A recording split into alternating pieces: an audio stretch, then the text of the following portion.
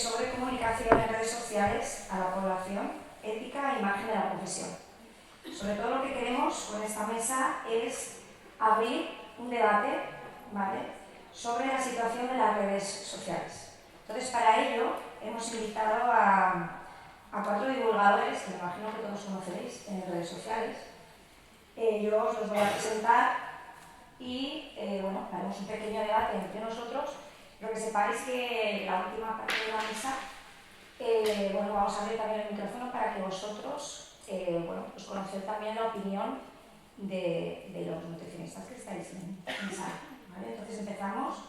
Os presento a Raquel Bernácez, que se formó en la Universidad de Barcelona, en la CSNIC como dietista nutricionista y posteriormente hizo un curso especialista universitario en educación nutricional. Tiene un máster en nutrigenómica, nutrición personalizada, ambos en la Universidad de las Islas Baleares. Ha trabajado en Unilever durante 15 años como nutricionista y responsable de I+D, realizando labores que han ido desde la comunicación y el marketing de salud a liderazgo de equipos, tanto en España como en Países Bajos. Ha desarrollado sus conocimientos culinarios a través de diversos cursos y seminarios, como el curso intensivo de cocinero profesional en la Escuela de Hostelería Hoffman y otras formaciones en diversas plataformas digitales como Harvard, Roseberg, etc. Asesora tanto a mujeres que quieren transitar su menopausia de forma saludable como a empresas que quieren diseñar productos más saludables y sostenibles. Es formadora, mentora de dietistas nutricionistas y autora de varios libros: Lunes sin carne, recetas y consejos para cuidar tu salud, y del planeta, Aprende a desayunar, recetas saludables para empezar el día con alegría, y coautora del libro Comer o no comer, falsedades y mitos de la alimentación. Además tiene 2 podcasts, Alimentarte y La salud empieza en la cocina, y colabora en medios de comunicación como El País. Por otra parte, tenemos también a Beatriz Robles, que es licenciada en Ciencia y Tecnología de los Alimentos por la Universidad de León, graduada en Nutrición Humana y Dietética por la Universidad Isabel I, máster internacional en Auditoría de Seguridad Alimentaria de la Universidad de León. Es miembro del GIR, Transformación Digital en Ciencias de la Salud de la Universidad Isabel I, docente del grado de Nutrición Humana y Dietética de la Universidad de Isabel I de Burgos, y colaboradora en El Comidista, Eroski Consumer, Saber Vivir, Hablando Claro, Hasta la Cocina de Telemadrid, Mundo Brasero de Antena 3, el programa de la Rosa de Telecinco, miembro del Consejo Asesor de Maldita Alimentación, perteneciente al portal de verificación maldita.es, revisora de la Revista Española de Nutrición Humana y Dietética. Y es también autora del libro Come Seguro Comiendo de Todo, de la edición Planeta, y divulgadora a través de colaboraciones con medios de comunicación y luego su página web, beatrizrobles.com. Por otra parte, contamos también con Miguel Ángel Urueña, que es doctor en Ciencia y Tecnología de los Alimentos, ingeniero técnico agrícola, divulgador científico en materia de alimentación desde el 2011, autor del blog Gominolas de Petróleo y del libro Que no te líen con la comida, y colabora con diferentes medios de comunicación como El País, Radio Nacional de España o Consumer, entre otros. Además, es docente en diferentes másters y cursos de formación. Por otra parte, contamos también con Luis Quevedo, que es divulgador científico español, que ha ejercido como productor, presentador, emprendedor y corresponsal. Formado por Eduard Punset en Televisión Española, ha desarrollado parte de su labor divulgativa en Estados Unidos y América Latina, donde también fue corresponsal del diario español El Mundo. Es cofundador de la plataforma de podcast en español Onda y ganador del premio Ondas 2018 al mejor podcast. Ha dado clases en prestigiosas universidades como Columbia y Yale y en Nueva York. En 2018 regresó a España, donde ha participado en producciones como Los poderes extraordinarios del cuerpo humano, La Traciencia, Mundo Madrid, Lo siguiente, Vaya Crack, Ya es mediodía, Buenos días Madrid, La hora de la 1, Más vale tarde o En la sexta noche. Recientemente ha creado y dirigido El Método, una serie transmedia centrada en la ciencia de la COVID, ganadora del Premio de Periodismo Científico del 2020, y actualmente es director de proyectos estratégicos de la Fundación Española para la Ciencia y Tecnología, una fundación pública dependiente del Ministerio de Ciencia e Innovación de España. Y por otra parte tenemos también a Josep Solillo, que es presidente de la Academia. Eso es. Entonces, vamos a empezar el debate. Os voy a lanzar una bomba, a ver qué me contestáis. ¿Cómo creéis que es el estado de salud de la comunicación y nutrición en redes sociales? Ahí va. ¿Quién empieza? Lidia con esto. ¿Quién empieza? ¿Empiezo yo? Empieza. Pues mejorando. Hace unos años todavía no había redes sociales.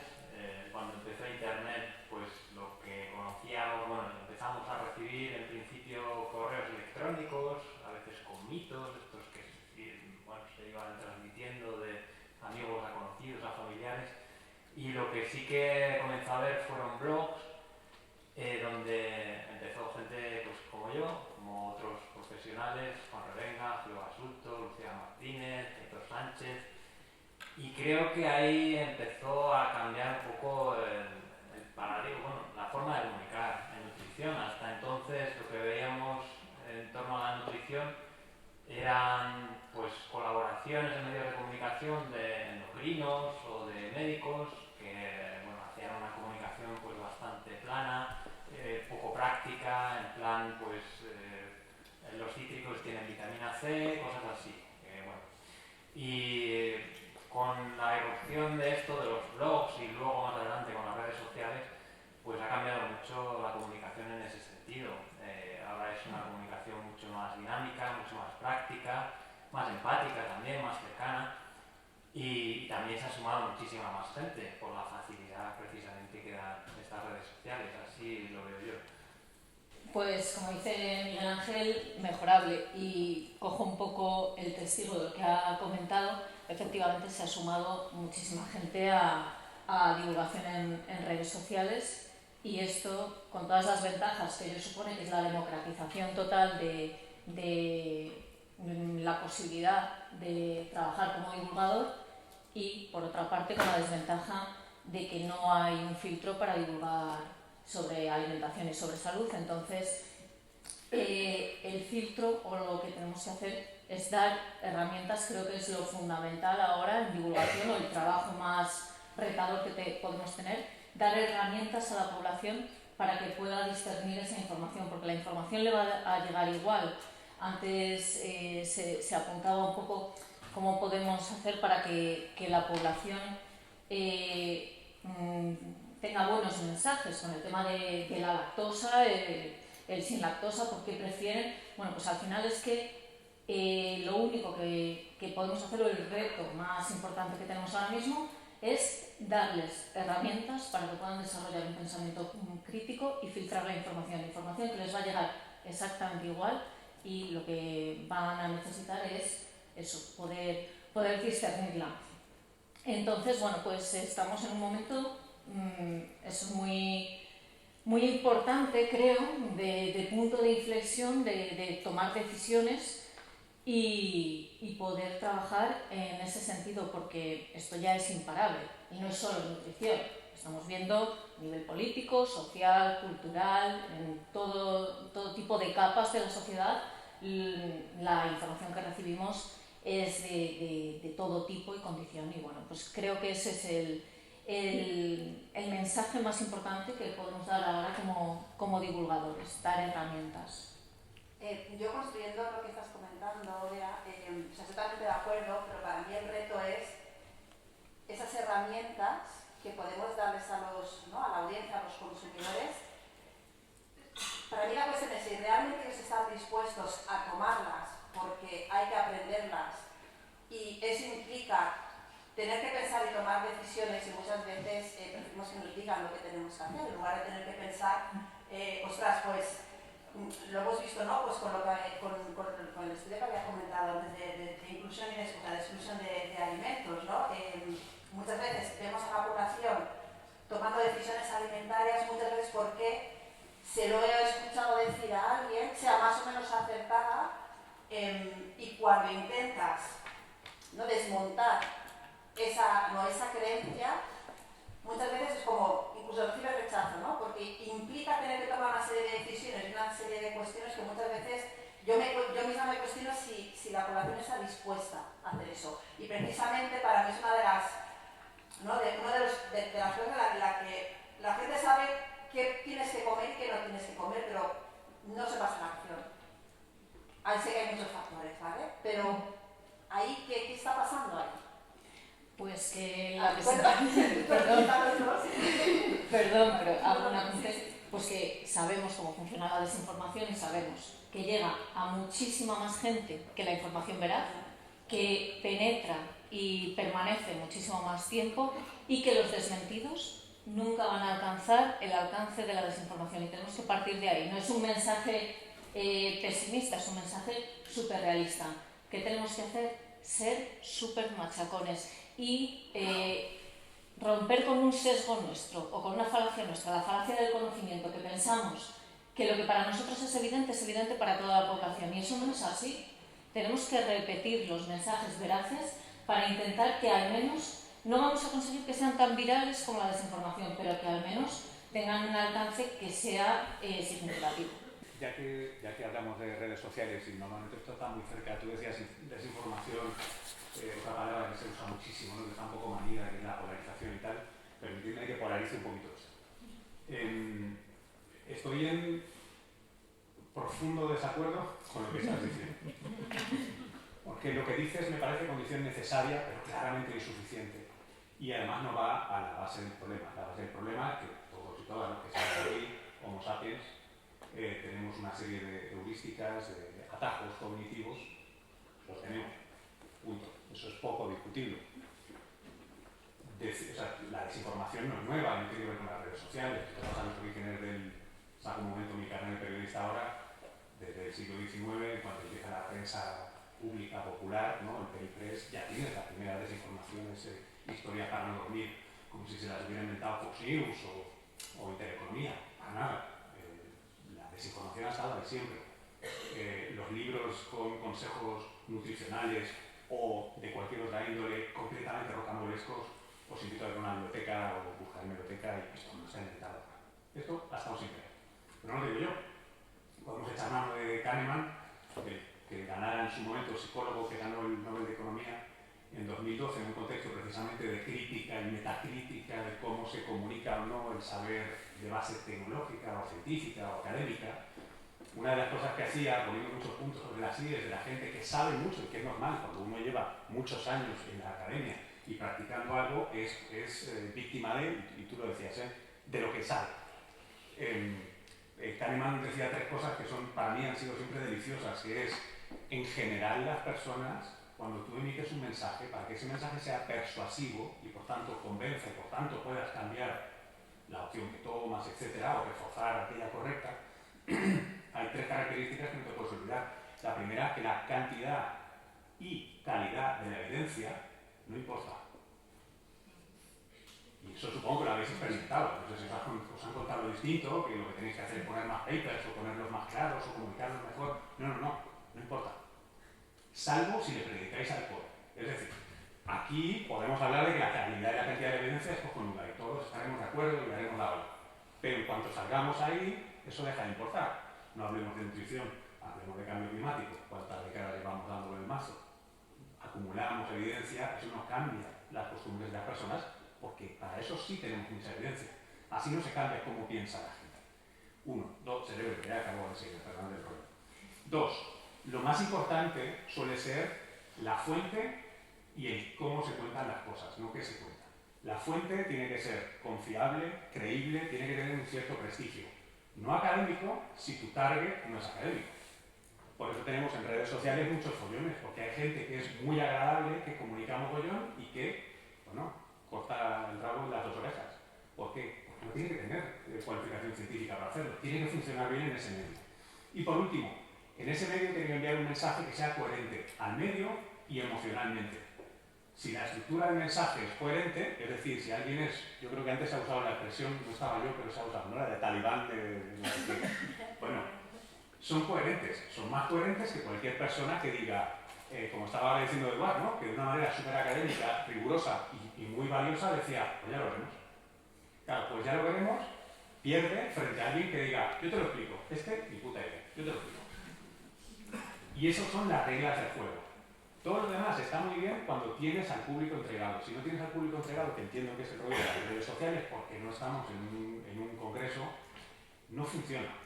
Entonces está muy bien comunicar, leer, pero eso es condición necesaria y nunca suficiente. El reto gordo, y os lo tiro aquí, es cómo incorporar que la cantidad de calidad de evidencia no importa, cómo ser emocionalmente coherentes en las historias que contamos y cómo ser agradables cuando lo que tenemos que decir muchas veces no es agradable, o no es tan sexy, o no es tan fantástico como lo que va a decir otro.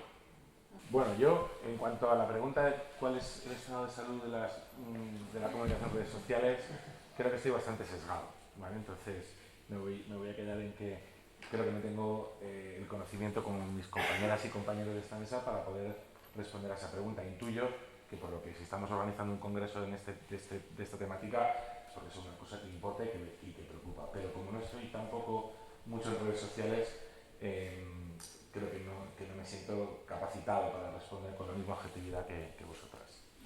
En cuanto a lo que acabamos de comentar ahora, Luis, yo sí estoy de acuerdo con Beatriz. Yo estoy de acuerdo en que es necesario, se está muy bien lo que has expuesto, pero quizás desde la perspectiva de nuestra, que nos pasa en la consulta de nutrición muchas veces, que vienen y vienen los pacientes y le has explicado una y otra vez lo mismo y parece mentira, pero dices, pero ¿cómo es posible? Pero si ya se lo he explicado 1000 veces, la tenacidad de repetir y de intentar reforzar esos mensajes me parece que es una de las claves. Quizás podríamos profundizar más en lo que te dices, pero yo estoy de acuerdo que para luchar contra toxinformación o desinformación que pueda haber, es necesario que las personas que lo hagan bien lo repitan y lo repitan y que no suene mal ese mensaje, ¿no? En cuanto a lo del cambio climático, que has puesto un buen ejemplo, yo siempre he pensado que el cambio climático no es que no funcione, o la sensibilización del cambio climático, que es un ejemplo muy claro, no es porque no funcione porque no se haya hablado mucho de ello, es porque no nos afecta.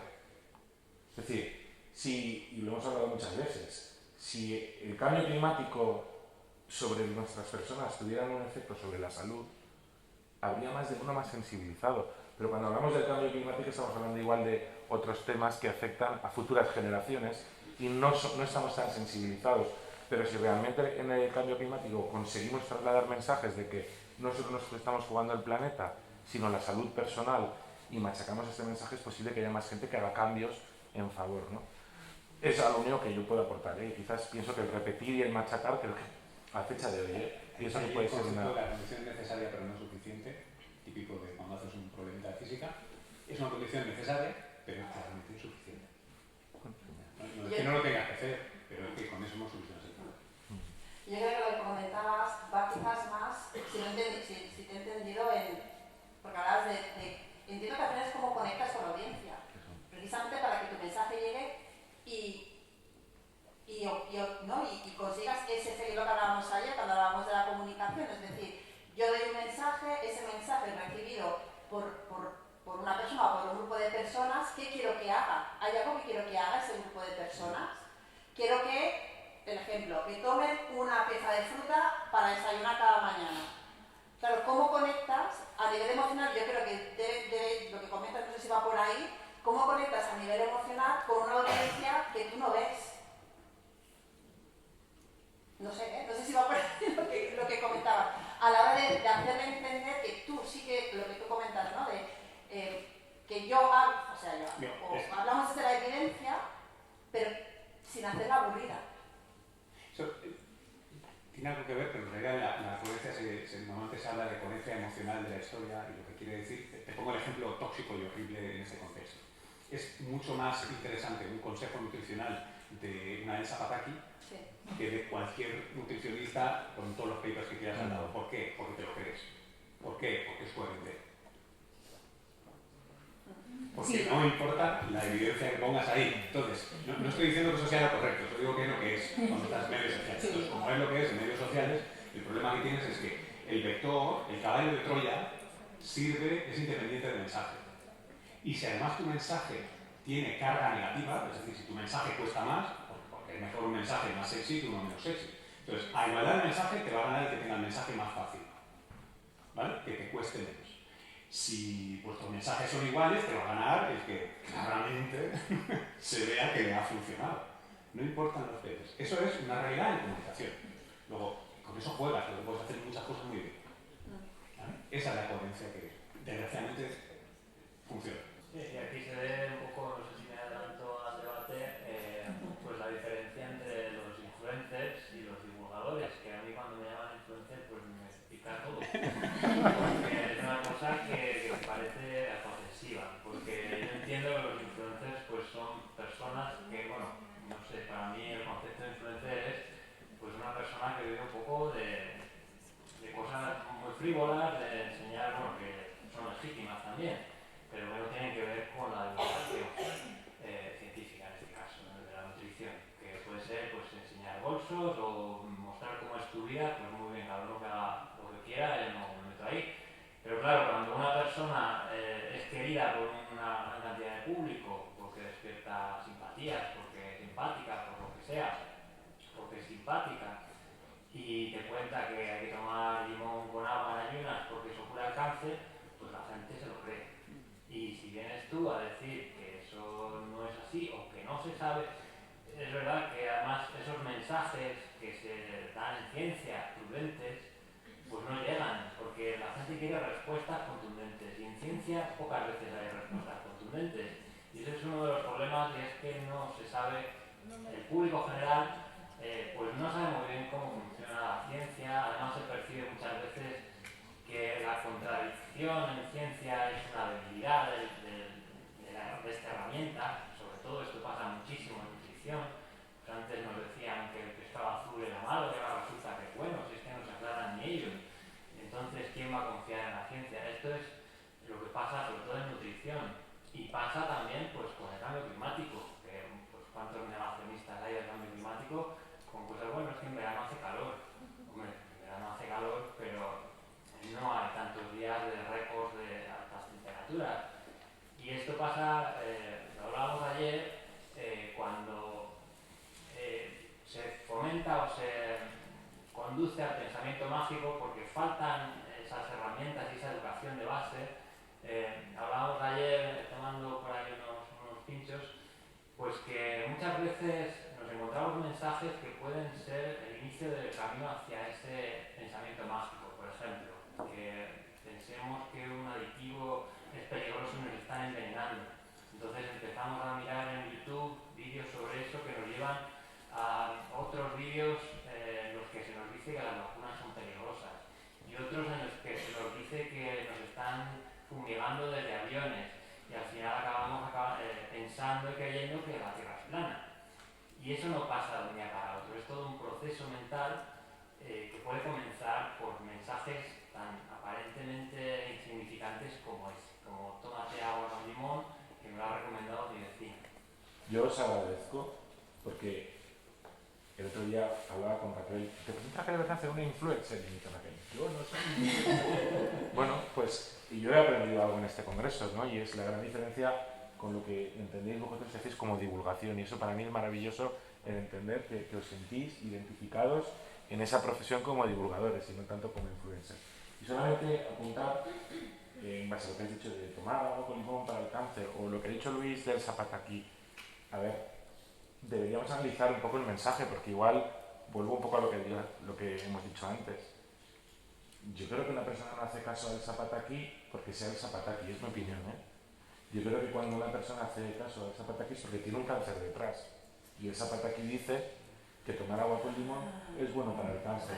Es algo que pienso que las personas en situaciones desesperadas, de situación de sobrepeso, de obesidad, de patologías, recurren a la desesperada a cualquier cosa, que evidentemente va a tener una fuerza importante, pero una persona que está en una situación límite a nivel emocional de su vida personal, pues posiblemente está más abierta a recibir ese tipo de mensajes y no pone ningún filtro, y de repente alguien dice que tomar un huevo duro por las mañanas es bueno para curar el cáncer, y cuando una persona está en esa situación tan dramática se agarra a lo que sea. Entonces también eso es una cosa que igual se debería analizar a la hora de poder comunicar. Yo creo que hay como varios niveles en esto que dices. Es cierto que en una situación desesperada, la verdad, lo puedes ir bajando de intensidad de la situación, pero os acordáis aquí de la apuesta de Pascal. Pascal tiene una reflexión filosófica muy bonita que dice: creo en Dios, no creo en Dios, ¿no? Entonces dice: hombre, creo en Dios, o sé caso. Porque como exista, cuando muera, más me vale haber creído en Dios. Si resulta que yo es lo que pienso, que no existe, luego me muero y existe, es un desastre. Entre la eternidad entre las llamas o estos 60 años que voy a vivir, oye, yendo a la iglesia, pues mucho mejor, ¿no? Una cosa que creo que no es baladí en estos casos es, oye, pues tomarte un vaso de agua en ayunas por la mañana, más se bebe en Cuba, ¿sabes? Pues lo hago, porque mal no me hace. Y esto puede ser, como decía Miguel Ángel, es una manera de entrar, decir, oye, esto total, ¿no? Y mira, a mí me va bien, oye, yo me encuentro mejor. Luego están estas cosas de regresión a la media, te pasas una temporada mala, lo normal sería que volvieras más o menos a tu media, lo asocias, ¿no? Me he tomado del ajo en ayunas con sal de romero y no sé qué, y se me ha curado el resfriado, joder. ¿Qué más quiero? Lo he experimentado yo, a mí me da igual lo que diga el ciencia. Entonces hay muchos sesgos cognitivos que te llevan allí, pero realmente cuando lo miras a nivel poblacional, o te vas a los papers de psicología social, alucinarías de la fuerza que tiene un icono. Un icono, no tengo nada contra el Samaraki, no la conozco, y no la quiero criticar particularmente, me serviría como cualquier, ¿sabes? Un placeholder de estos de Photoshop. Vas a tener que hacerle caso a una persona porque es mucho mejor y porque yo hay una cosa que, por volver a sacar un tema, a ver qué pensáis vosotros que sois los del gremio, de verdad. Visto desde fuera, hay una cosa que a veces no sé cómo la planteáis, que es todo aquello que metes en tu cuerpo tiene una parte muy importante de aquello que consideras correcto, sagrado, adecuado, ortodoxo. Casi no hay, a menos que yo conozca, ninguna cultura, ni actual ni en la historia, que no tenga reglas, tabús alimenticios. Lo que comes es muy importante, de hecho muchas veces determinas si eres correcto o incorrecto, estás en un grupo social o en otro, excluido o no, según cómo te alimentas. A veces se nos olvida que es cierto que podemos quitarlo del pensamiento mágico, y es un poco como tan académicamente, bueno, esto es, ¿no? Pensamiento mágico, pero la verdad es que es una realidad humana. Lo que comes es muy importante, por qué lo comes es muy importante.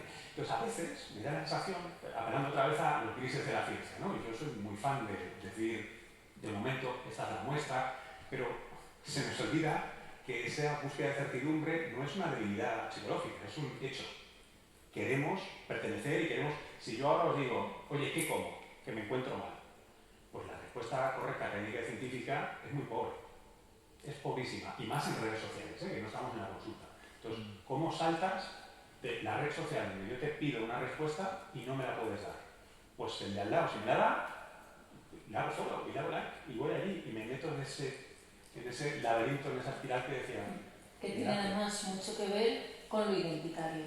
Sí, cuando seguimos a alguien, cuando seguimos a influencers, fundamentalmente, que son los que tienen grandísimos grupos de seguidores, los divulgadores generalmente no tienen 3 millones de seguidores. No sé si hay algún divulgador como tal, o sea, divulgador en esa distinción que estamos haciendo un poco de influencer divulgador, que tenga 3 millones de seguidores. Sin embargo, los influencers sí que crean una comunidad alrededor que tiene mucho de identitario y de relacionarse entre ellos de una forma con un sentido de pertenencia al grupo y de defensa del mensaje del influencer, sea el mensaje el que sea, incluso a veces en contra de lo que ellos mismos piensan, que esto es algo súper curioso. Hay personas que tienen conocimientos científicos o conocimientos académicos bastante establecidos y sin embargo empiezan a seguir a influencers y acaban adoptando el mensaje del influencer, aunque vaya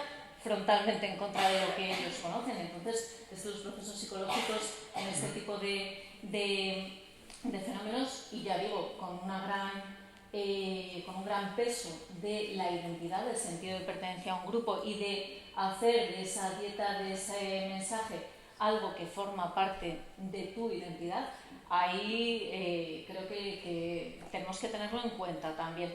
Y hilando un poco con lo que decías, es muy difícil en nutrición trasladar la incertidumbre y es muy difícil para los receptores, para los followers que tengas, para tus seguidores, aceptar esa incertidumbre, porque lidiamos muy mal con ella y es que es algo que en nutrición, lamentablemente por el poco tiempo que lleva la nutrición estudiándose de una forma rigurosa y académica, pues es que a lo mejor es el 90% del mensaje, hasta aquí. Y eso es muy difícil de aceptar, es mucho más fácil aceptar un mensaje dicotómico de sí o no, bueno, malo, ya está. ¿Qué queréis añadir algo a lo que he dicho? No, bueno, comentando el tema, que lo que habías comentado de influencers, yo siempre digo, yo no soy influencer, yo soy una nutricionista influyente, porque soy muy consciente de que lo que yo comunico y comparto en redes influye en las personas que me siguen. Y que eso tiene un impacto. Entonces yo creo que también tenemos que ser muy conscientes en cómo estamos transmitiendo esa información y tener presente que estamos influyendo en el o que podemos influir en el comportamiento de las personas. Simplemente quería hacer esta reflexión. Sí, o sea, tener un poco como guía o como horizonte tu responsabilidad. Exacto. O sea, saber efectivamente que las personas que te siguen, a lo mejor un porcentaje, por pequeño que sea, va a hacer cambios en su vida. Por lo tanto, si ese mensaje es negativo o va en contra de nuestro propio código deontológico, que lo vemos, pues a lo mejor está teniendo un impacto negativo en la vida de algunas personas. Eso forma parte de tu sentido de la responsabilidad y de tu ética. Claro. Y yo quería, haciendo una nota al pie, ofreceros un término, si os apetece. Yo lo uso últimamente y me gusta mucho. Influencer no, pero influencer, lo están empezando a usar algunas personas y me parece lo más bonito que hay. ¿Cómo? Think Influencer. Está bien, me gusta. Lo digo por aquí de que la pausa. ¿Creéis que hay malas prácticas deontológicas en redes sociales? Totalmente. A lo mejor hay malas hacemos? prácticas en redes sociales, por lo tanto, ¿qué hacemos? ¿Qué hacemos? ¿Qué hacemos ante eso? Bueno, yo un poco también invitado a esa mesa también porque desde las organizaciones nos preocupa esto que está pasando y formamos parte de esas malas prácticas muchas veces, que no nos libramos. Está claro que existe una mala práctica deontológica ética, pero en concreto deontológica. Cuando hablamos de deontología lo hemos discutido ya en el Congreso. Estamos hablando de esos mínimos por los cuales existe una sanción pareja. Es decir, por desgracia, es así, las profesiones sanitarias, porque tenemos interés público, nos organizamos de tal manera que tiene un código ontológico donde se aprueban esos mínimos por los cuales, si tú los infringes, existe una sanción pareja, pero no por castigarte, sino por proteger a la población de esas malas prácticas, ¿no? Entonces, creo que la iniciativa que ha lanzado el Consejo General es una iniciativa muy buena que está demostrando que casi ya 700 personas se han unido a una marca que es Dietética, y lo que estamos hablando, eso es el clamor de que las dietistas nutricionistas queremos hacer bien las cosas y no queremos estar generando conflictos en redes sociales, pero es evidente que existe un problema deontológico y existe un problema de falta de conocimiento de lo que es la deontología, lo que es la ética, lo que es un conflicto de interés. Solamente vemos los conflictos de interés económicos, cuando los más peligrosos en redes sociales son los de ego, que los tenemos todos. Ha venido una compañera cuando ha terminado la sesión de ética a decirme: no me he atrevido a decir esto, pero es que yo en mi universidad, bueno, es que las universidades con los doctorandos, los conflictos de ego y de competitividad que hay son atroces, hay gente que lo pasa realmente mal, o sea, que no solo es en redes sociales, ¿no? Entonces yo abogo porque tenemos que empezar a entender esos conceptos, a trabajarlos, qué es un conflicto de ego, qué es un conflicto de competitividad, qué es un conflicto ideológico o político. Para mí en redes sociales, cuando leo a muchos divulgadores, veo claros simples conflictos de tipo político, que dices, bueno, oye, esto es que casi falta que levante la mano, ¿no? Y ya lo último que quiero decir es que lo que también más nos preocupa son los estudiantes y muchos nutricionistas jóvenes que están viendo como referentes a estas personas en redes sociales, que está muy bien, que teóricamente han salido para divulgar a la opinión pública, pero acaban siendo referentes y de alguna manera no se acaba de entender de que la divulgación es maravillosa, es necesaria y es importantísima, pero nada tiene que ver con hacer ciencia. Y que de repente una persona que está 4 años en una universidad investigando con un paper que le devuelven el artículo 5 veces en 10 revistas, evidentemente no va a tener el mismo peso porque no es un divulgador de redes sociales, pero al final las tendencias en ciencias de nutrición se están marcando en Twitter, en Instagram y en Facebook y ya no se marcan en las revistas de cuartil 1, cuartil 2, cuartil 3. Y eso es una cosa que a nivel deontológico y ético y de empujar y ver cómo lo podemos hacer entre todos, tenemos que organizar los cauces y aplicar esa deontología y esa ética y que se sumen todos, ¿no? Perdona que me he extendido un poco más, pero esa es la parte que más nos preocupa de lo que está pasando. No sé qué pensáis. Yo aquí hay veces que me siento un poco nutricionista, yo soy tecnólogo de los alimentos, hablo de alimentación, en temas de nutrición, pues generalidades, hasta donde llego, no me meto en cuestiones muy detalladas ni muy concretas, y me encuentro muchas veces con una dificultad, y es que veo pues esos mensajes bárbaros que ponen algunas veces algunos dietistas nutricionistas que tienen cientos de miles de seguidores, y me veo en la obligación de denunciarlo públicamente. Y también hablo con ellos, pero ellos no hacen caso. De hecho, bloquean y hacen estas cosas, no escucho. Y cuando denuncio esto y denuncio los mensajes, respetando a la persona que los emite, porque no quiero que se personalice esto como un machaque que suele pasar también hacia la persona, yo intento ser respetuoso, y además creo que es importante también que haya críticas en la profesión, autocríticas, y lo digo desde fuera, que muchas veces pues se defiende un poco el corporativismo, pero mal entendido. Es en plan, bueno, pues aquí nadie dice nada y todos asentimos con las orejas y ya está. Yo creo que es importante hacer crítica, y además crítica y debate sano y público para que se vea que se puede debatir de forma respetuosa y que no pasa nada, que se pueden intercambiar opiniones y que eso es saludable y que además construye. El problema es cuando uno se encuentra con estas situaciones y lo denuncia públicamente, insisto, desde el respeto, y se ve como eso, como que lo haces para la notoriedad, para destacar, para echar mierda, sobre los demás. Y bueno, pues yo aquí me veo pues en una situación que me resulta bastante frustrante personalmente en algunos casos. Yo creo que eso que comentas es importante porque, o sea, el debatir, yo creo que, o sea, que las redes sociales son una gran herramienta para poder debatir ideas y poder discutir, pero es lo que tú dices, desde el respeto.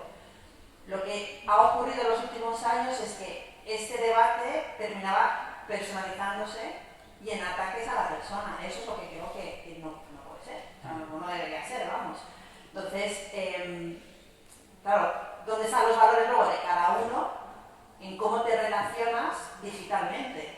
Porque, no sé, o sea, al final, la vida digital, no sé, yo la veo, es un poco como la vida 1.0. Al final te estás relacionando con personas. Entonces, si tú te relacionas así en redes sociales, significa que te relacionas también en tu vida personal así, donde, ¿no?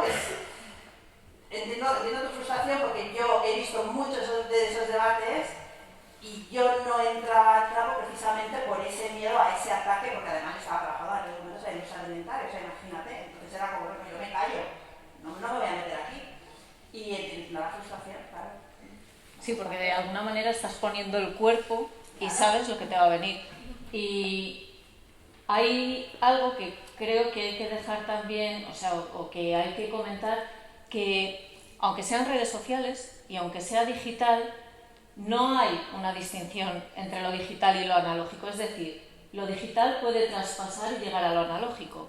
Y los insultos en redes, y el subir el tono en redes, y el acusar a compañeros en redes, de forma personal, también llega a su vida analógica y también puede tener efectos en su vida analógica. Y esto lo vemos también en otros ámbitos de la sociedad. O sea, cuando se normalizan determinados discursos, acaba creyéndose o acaba haciéndose normal el pensar que una persona tiene un conflicto de interés aunque no sea verdad. O sea, sí que tiene impacto en lo analógico y sí que tiene impacto en la vida de las personas. Entonces, sí que creo que es importante eso, claro, ¿cómo no vamos a entender lo que dice Miguel? Es que me encuentro ahí que estoy poniéndome, ¿no?, como en primera línea de una batalla, porque realmente estás poniendo el cuerpo y porque realmente eso te afecta. Cuando recibes un mensaje, pues además lo negativo, de esto Luis seguro que puede hablar, los mensajes negativos se les da una importancia muchísimo mayor que a 50.000 mensajes positivos, porque es una técnica de supervivencia, o sea, necesitamos estar integrados en un grupo. Entonces, cuando recibes un mensaje negativo, a lo mejor afecta, pero tal. Pero cuando recibes 200 mensajes negativos, todos pum, pum, pum, pum, pum, pum, pum, en el mismo sentido, ostras, te afecta, ¿eh? O sea, Y tienes que tomar distancia y te afecta en tu vida real, no en tu vida analógica, porque es que no hay una separación entre la vida analógica y la vida real. O sea, te afectan de forma real. No lo puedes dejar en casa, puedes dejar el móvil, pero el impacto que tiene sobre tu estabilidad te lo llevas. Entonces, claro, como no vamos a entender eso que dices, Miguel Ángel, de voy, pero uff, tengo que, me siento solo, me siento que pones el cuerpo un poco, ¿no? Y yo me planteo una cosa, a raíz de lo que dices.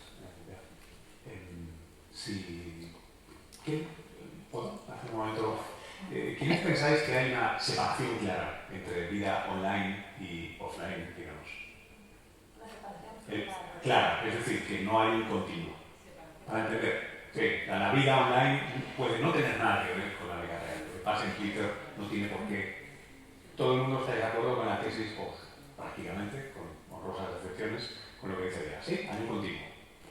Vale. ¿Y por qué entráis a una discusión en público mentándole la tesis a alguien? Quiero decir, lo puedes hacer en privado. Si la vida es una... Muchas veces Sí. va primero el privado Claro. y luego el público. Claro. ¿Por qué?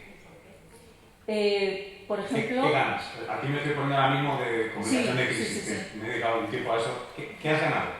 Por ejemplo, cuando ves un mensaje claramente falso Sí. por una figura de autoridad, porque por ejemplo, dietista, nutricionista, tal, te sientes en la responsabilidad de desmentir esa información que es falsa. Pero- Igual que la sientes si la dice el Zapata, aquí lo que pasa que... Pero, sí, no. Vale. Pero, pregunta de nuevo. ¿Y no debería de repente, aquí estoy al aire, no debería ser esta sociedad, esta academia, este grupo, este gremio, quien iniciara? O sea, no tendría que ser la cuenta oficial la que diga esto no está bien.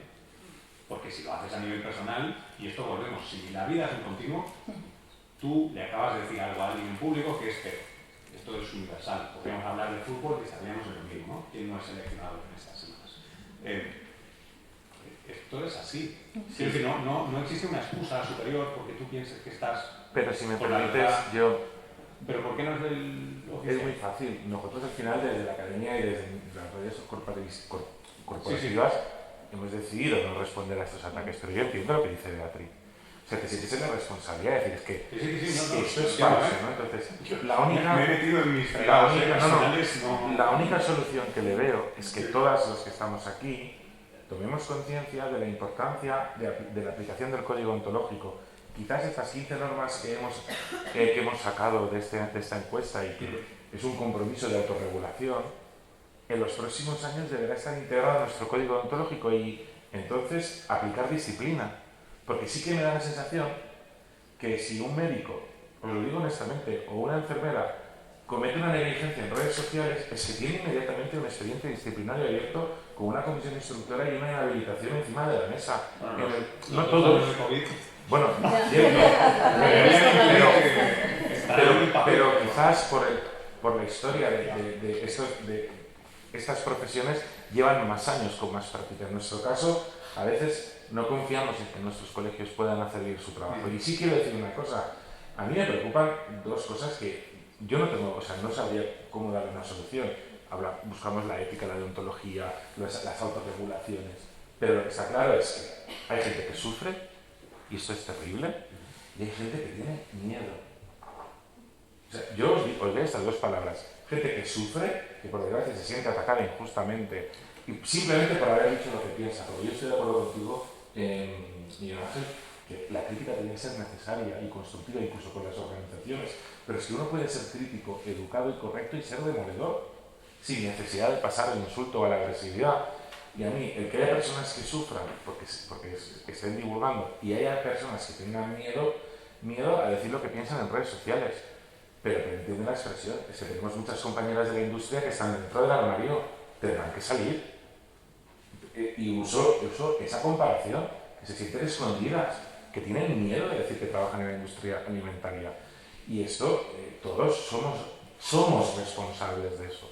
¿Cómo buscar esa solución? Bueno, esta es una mesa que hemos querido abrir para tomar conciencia todos, pero que haya miedo y que haya sufrimiento, a mí personalmente me preocupa mucho. si os parece, abrimos un poco turno de preguntas. Si queréis preguntar algo. Pregunta directa. ¿Sería una solución que la institución? Pregunta directa. Hola. Pregunta directa. ¿Sería una solución que la institución se pusiera en medio en lugar de que ellos pusieran su cuerpo? ¿Tú crees que sí? No digo que fuera la solución a todo, pero claramente empiezas la discusión desde otro punto de vista, porque no es Eduard contra Luis. Hay un cierto peso. Obviamente, según las audiencias que tú tengas, claramente habrá una audiencia que será sensible a esa diferencia y otra que le da igual. A los seguidores forofos de Eduard, en lo que dices tú, y a mí me parece súper incorrecto, no les puedo llegar. Pero a la gente, normalmente, cuando tienes una audiencia, con más o menos pico, tú tienes una gaussiana, ¿no? Una distribución normal. Hay una gente que es súper talibán de una cosa, gente súper talibán de la otra, ¿no? Pues lo que dicen, todo lo que diga Quantum Fracture, todo lo que diga el terraplanista, y en medio, depende del ámbito donde estés, tienes una población que está en una zona un poquito más de ambigüedad o incluso de potencial apertura a un cambio, porque no está, ideológicamente, no está en una tribu ni en otra. Normalmente emitir mensajes para estos dos no funciona mucho, por lo cual si tienes a alguien que está aquí y emitiendo un mensaje, no tiene mucho sentido encararlo desde el otro lado, porque no aportas a la gente del medio. La organización se supone que da una pátina sin segundas, de respetabilidad, de objetividad, y entonces puedes hacer un targeting a la gente del medio de manera más eficiente. ¿Por qué? Porque no tienen que confiar en que lo que yo digo está mejor. A la gente del medio que no está decidida, tu opinión y la mía le vale un poco lo mismo. Las organizaciones que están colegiadas, que tienen un rigor, que tienen un código deontológico, que lo ponen en su página web, que pueden de manera más eficiente, normalmente, ir aquí, nunca a los extremos. Y lo que digo es que en general en redes, cuando pones uno contra otro, la mecánica de comunicación es esa, es un extremo contra otro. Entonces solo acabas polarizando a los de aquí. ¿Por qué? Porque los y las del medio, como tú bien decías, se meten en el armario, pasan.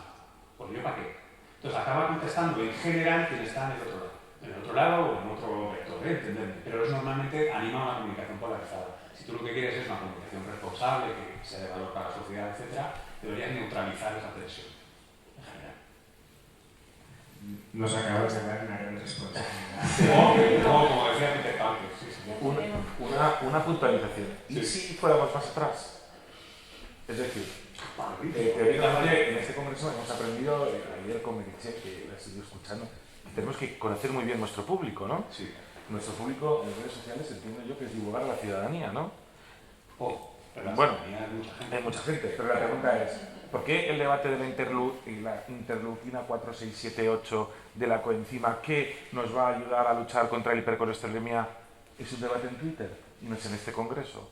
Es que a veces, también la sensación que tenemos, o yo que percibo, es que hay debates que se deberían tener en un foro adecuado, que es la universidad o la investigación. No estoy censurando, pero que desde luego, si nuestro foco es divulgar y estamos haciendo divulgación hacia la población, alimentación, y de repente nos ponemos a discutir sobre la evidencia de un estudio, que necesitaríamos estar en una sala para poder discutir, hoy lo hemos visto en la mesa con Patricio y con Edu, que tenemos que discutir, que quizás no es el foco para presentarnos ante la ciudadanía a pelearnos sobre si las frutas previenen o no, o si este producto nos aumenta el azúcar en sangre o no. Que a veces tenemos que decir que cierto tipo de debates se tienen en el lugar donde no es. Como por ejemplo, hay ciertas críticas a las organizaciones que las necesitamos, que si me las haces en un tweet de 240 caracteres y no eres capaz de venir a la Asamblea General a decir, oye, esto no lo estás haciendo bien, y de repente gente que ni aparece en las asambleas, ni viene a los congresos, ni participa de la comunidad de profesionales, empieza a cargar tintas contra un colegio, cualquiera, o el consejo,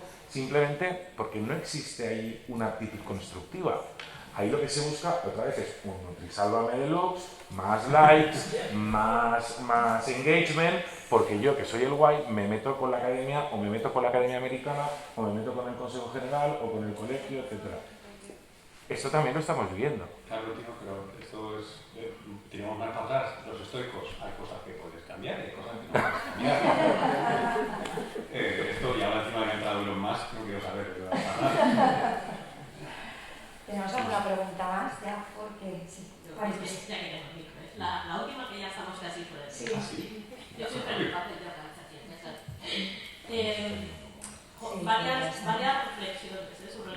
decía Luis de la coherencia, yo creo que algo que vamos viendo con el tiempo en los últimos años es que muchos de estos nutri-influencers, megastars, se les van viendo las posturas y van cambiando de postura, y eso es lo que les está haciendo perder esa capacidad de influencia, ¿no? El pasar de más mercado y menos supermercado al supermercado tiene que ser más como el mercado. Ahora que me pagan, cambio un poco la frase. Porque este tipo de pérdida de coherencia creo que nos puede ayudar, y no tengo claro que desde las instituciones nos tengamos que posicionar, porque eso les ayuda a algo que también hemos visto en bastantes ocasiones, que es el medicinizo. Es que como yo soy una estrella, ahora me atacáis a mí porque sois una banda de corruptos y tal. Entonces, no tengo claro que desde las instituciones... Tú no tienes por qué atacar, ¿eh? El mensaje No, de la institución te hablo de atacar. puede ser de asterisco, es decir, desde el colegio, desde el gremio, desde la institución, consideramos que no hay evidencia suficiente para soportar esto. Ahí te lo dejo. Sí, que... La gente que tiene esa capacidad de ser manipuladora y torticera y tal, le da la vuelta para que esto me estás atacando y yo soy una pobrecita víctima. Pero otra vez, estás en un extremo de la distribución. Sí, no te interesa. Sí. Y luego, fíjate que la campaña a mí de este año del Día Mundial del Dietista Nutricionista me parece súper chula y me gustan muchísimo los resultados que estamos obteniendo de adhesión, pero no comparto contigo, Josep, que el código deontológico vaya a ser una herramienta eficaz para poder luchar contra esto. Porque, en parte, porque tenemos el problema de la beneficio voluntaria. ¿Cómo vamos a aplicar un régimen sancionador a alguien que lo tiene tan fácil como de colegio? Pues es que tenemos aquí... Bueno, en base a lo que tú planteas, posiblemente el código ontológico no vaya a ser la solución, es verdad, tienes razón, porque no tenemos colegiación voluntaria obligatoria en todas las comunidades autónomas, pero sí hacer una labor por parte de las organizaciones en explicar toda esta parte más a nivel ético y ontológico de que son los conflictos de interés, que van mucho más allá de los conflictos de interés económico. A mí a veces, yo me he dado cuenta estudiando para la asignatura de ética, la cantidad de conflictos de ego que he tenido en muchas decisiones. Os lo digo honestamente, digo, esto lo tiré para adelante porque quería que saliera así por mis cojones. Y luego recapacito y digo, pues no ha estado bien, ¿no?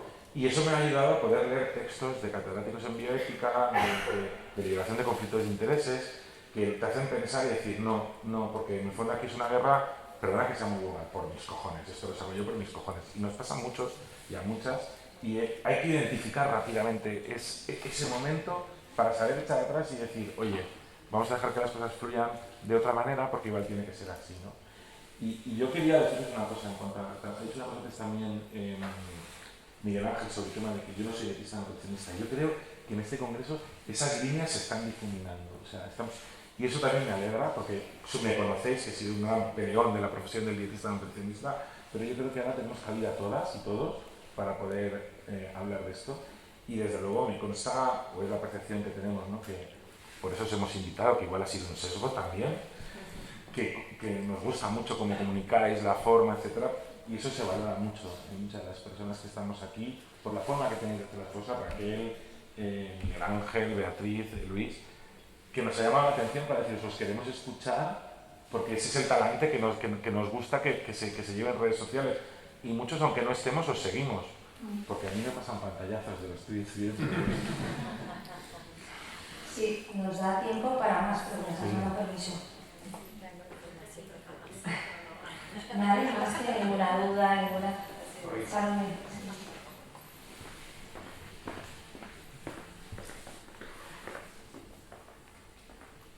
Voy a abrir un último melón. Estamos hablando normalmente de Twitter y de Instagram porque son nuestras redes de nuestra generación, ¿no?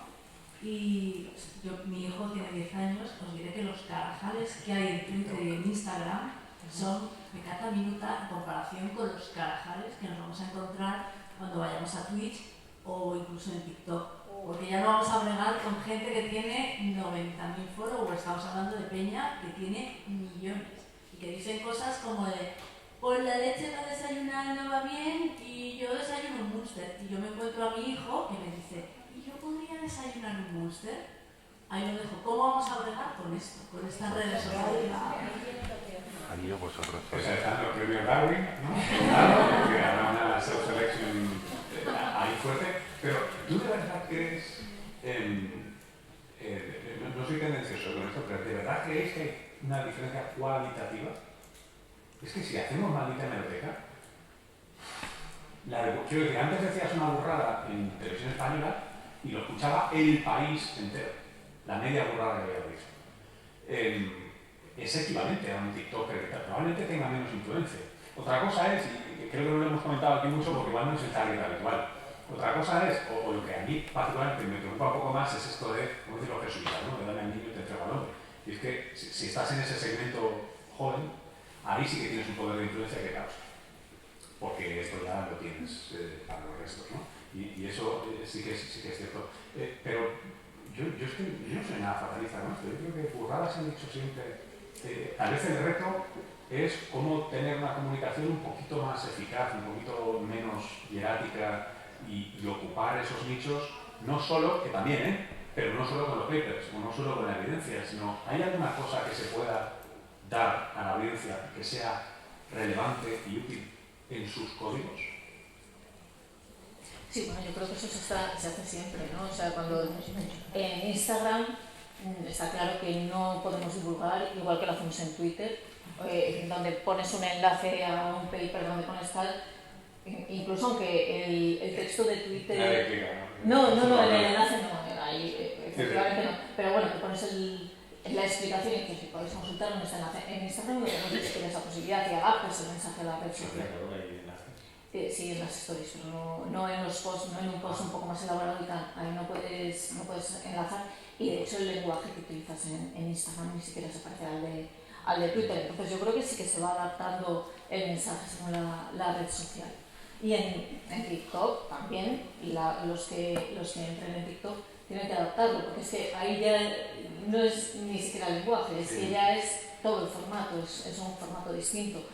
Yo creo que ahí sí que se adaptan, y se adaptan los formatos también. Y hay divulgadores que están haciendo formatos en Instagram que al final son simplemente infografías que pueden ser muy útiles y que se ven en Instagram. Y eso, pues en Twitter tiene menos cabida, o sea, sí que lo adaptamos. Hay gente que hace librerías. Yo me he empezado fatal. A raíz de lo de, y fíjate que lo de los TikTokers, ¿no? Yo lo que me planteaba es, o sea, planteo una cosa complementaria a lo que dice Beatriz, que es verdad, que son súper virgueros. Pero las audiencias se autoseleccionan. Pero si tú haces infografías cojonudas sobre nutrición, pues te va a leer gente que pueda leer esto. No, ni siquiera cojonudas, o sea... O de mierda, es igual. No, un mensaje con 4 iconos y 3 frases súper claras, que es lo que normalmente se divulga en Instagram. En Instagram no te pones a comparar los resultados de 2 papers, ¿no? No, lo sé. A donde voy es, hay otra manera de plantear esto como estrategia comunicativa, que vuelvo a sacar mi comodín esa batalla. Si tú quieres tener influencia sobre la población, o hacer target seguidores en Zapataki, probablemente es más interesante intentar persuadirle a ella de que cambie algo de lo que está posteando que hacer todas las infografías chulas, malas, medianas, no importa. Crecer tus redes o conseguir persuadir a esa persona, ¿no? El nivel de influencia, no digo que no tengas que hacerlo, de nuevo, es como de la evidencia. Es necesaria, guay, pero no suficiente. Entonces, con los TikTokers, igual es más interesante intentar persuadir a estas personas, que es lo que nos falla de alguna manera para subirnos de nuevo, usar el caballo de Troya, ¿no? O sea, el vector es independiente del contenido. Si tú le cambias un poquito el contenido a lo que dice Zapataki o a lo que ella piensa, has triunfado de una manera que no podríamos conseguir estando aquí currando 10 años en una estrategia de comunicación. No se puede, no sé si hay y a veces, creo que a veces, no es una estrategia que se persiga. De nuevo, no digo que tenga que sustituir, pero tiende a no priorizarse o no hacerse de una manera que podría dar resultados muy buenos. Y lo acabo con un ejemplo, porque esto no me lo raro yo de la chistera. Tienes programas en el salto a Estados Unidos ahora, como el de la NSF, que se llama Science and Entertainment Exchange, que lo que han hecho es, durante más de 15 años, poner un poquito de dinero para dar muy buena asesoría, gratis y fantástica y entrenada, asesoría de la que enriquece, no cuece, los guiones de películas y series. ¿Para qué? Para que fueran más correctos desde el punto de vista científico, cualquier disciplina, no importa. ¿Cuál es el resultado que tienen a más de 15 años? Pues que van subiendo el nivel de todos los guiones que acaban teniendo una influencia cultural, que en de tú de lo que podemos hacer 4 influencers de medio pelo, porque no te puedes comparar a un hit de Hollywood. Y además, de vez en cuando, te suena, tienes bingo, te da la lotería, y tienes una peli o una serie que funciona muy bien. Y si tú has influido ahí, poquito a poco, lo consigues. El ejemplo que tenemos en España, Policía Nacional. Ellos ponen muchos recursos en dar buen asesoramiento a los creadores de ficción. Y ahí tienen unos resultados que están creciendo y tienen más influencia. Esta es una cosa que en general en España no hacemos mucho y funciona muy bien. Y es, yo me pongo a tu servicio, ¿no? Aprovechando, por ejemplo, que España es previsiblemente el hub audiovisual de Europa y que tenemos un gran poder.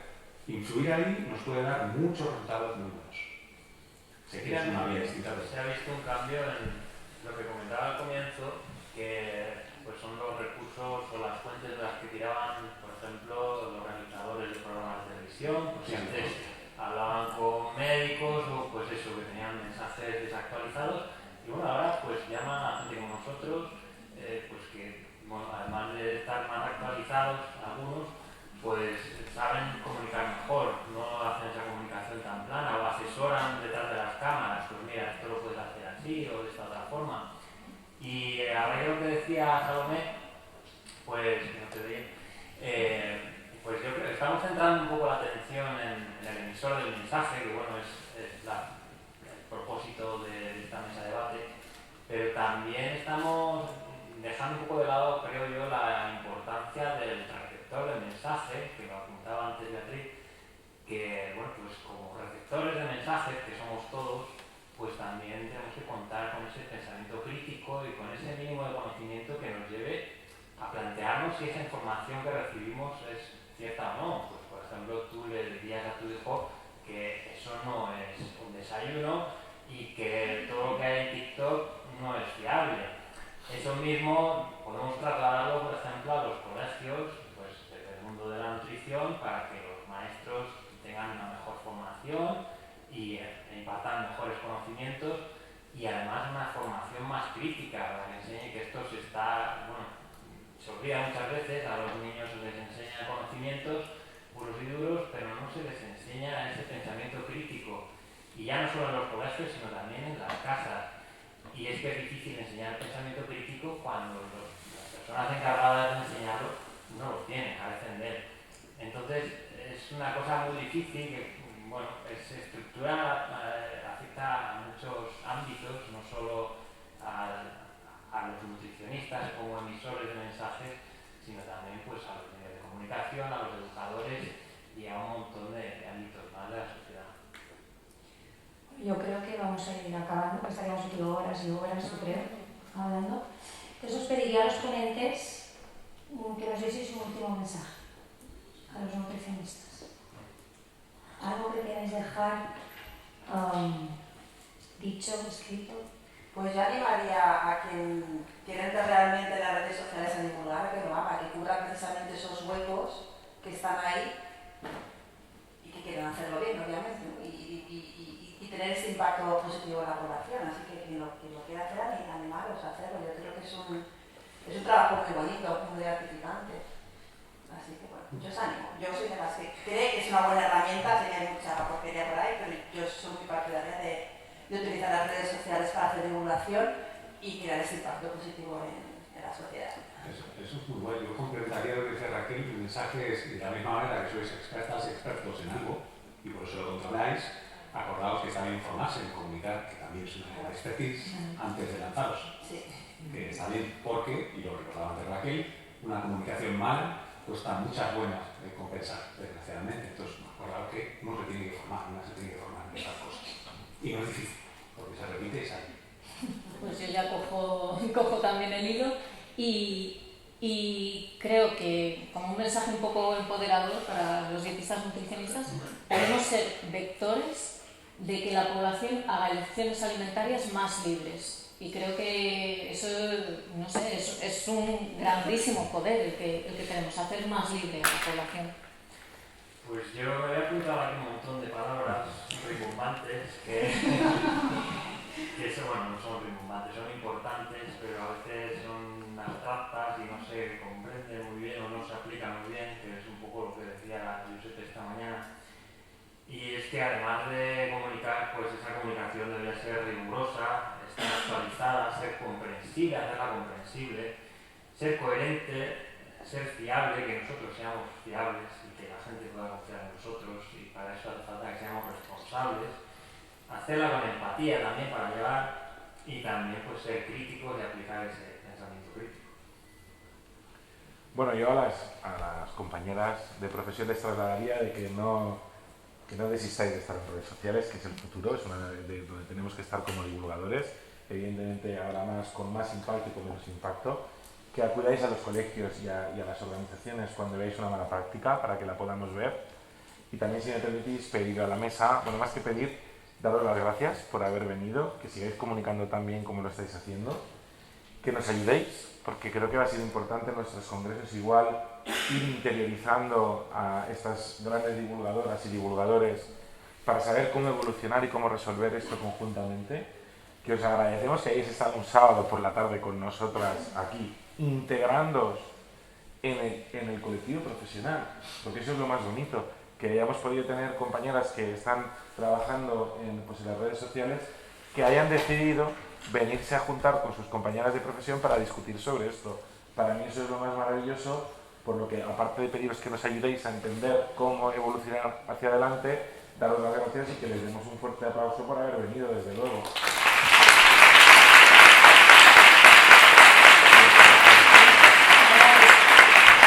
Yo suscribo las palabras de Josep, como no, y sobre todo os doy las gracias a los asistentes que habéis estado aquí aguantando el tirón. O sea que muchas gracias y nada, vamos a la despedida y nos vemos el año que viene, espero. Sí. Cerramos en 10 minutos. Tranquilas y tranquilos, que va a ser muy rápido el cierre, ¿vale? Muchas gracias. Gracias.